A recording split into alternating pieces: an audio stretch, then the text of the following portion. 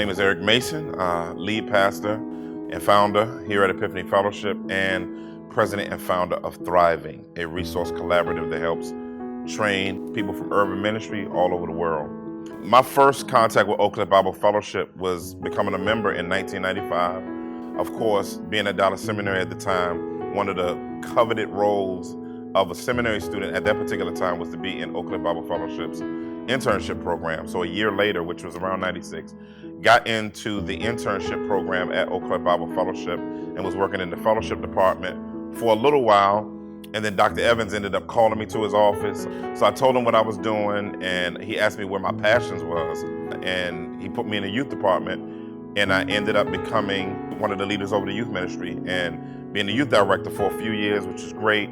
Transitioned over to outreach and was working with evangelism and helping with prison ministry and helped lead and start the Project Turnaround or the Urban Schools Alternative program that I believe still going on today. The internship with Dr. Evans, I would say it wasn't just the role I was in, it was being a part of the church.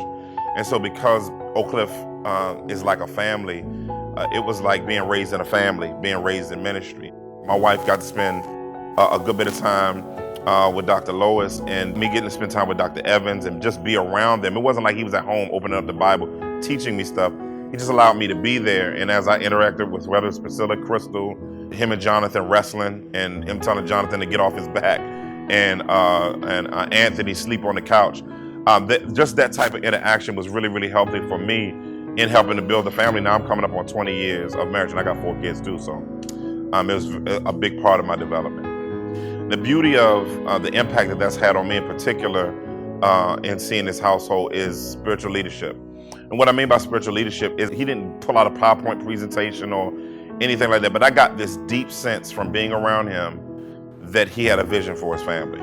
Got this deep sense that he initiated leadership in the home and an environment of grace. You know, he tells the story and they tell the story, so many stories about him and his interaction with his kids, but I think that seeing the level of grace that he interacted with his kids in the home, his grandkids, you know, has just been a real big blessing for me in how I interact with my kids, of always not handing down the law to them, but knowing how to graciously interact with them so they'll understand the gospel even from a young age. And I literally still utilize that as imprinted memories. Paul says the things you've seen and learned and heard in me, practice these things.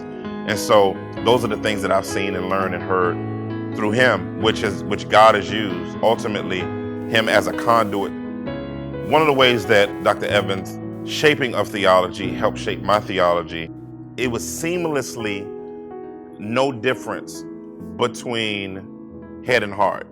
The way he illustrates things and connects theology to real life, it made it easy to always think of theology as naturally a part of life, not this false dichotomy of orthodoxy, orthopraxy, and shaped my practice of that and being around him and getting nuggets and asking questions. And a lot of people don't know, man, he's probably one of the best dudes at answering questions. Like if you asked him like a hard question, he always has a very witty, even a micro-comical, yet great way of really, dang, why didn't I think of that? And I think that's the evangelist in him. Dr. Evans, I want to thank you on behalf of my wife and myself and our church. I want to thank you for giving me my first ministry job, believing in me, and giving me opportunity to serve and minister to youth in your ministry. Always having the door open for me and always being made available to me. I have stages that I believe men go through as mentors. I believe we go through the big brother stage.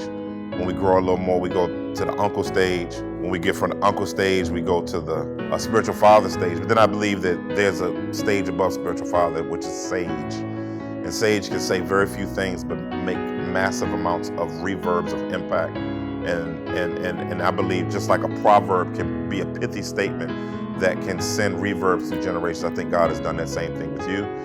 A lot of where I am and most of where I am, what you say Tom Skinner is to you, what you say Community Bible and the pastor there was to you, what you say B. Sam Hart is to you, that's where you are to me and my family. So we love you, and we're thankful for you, brother.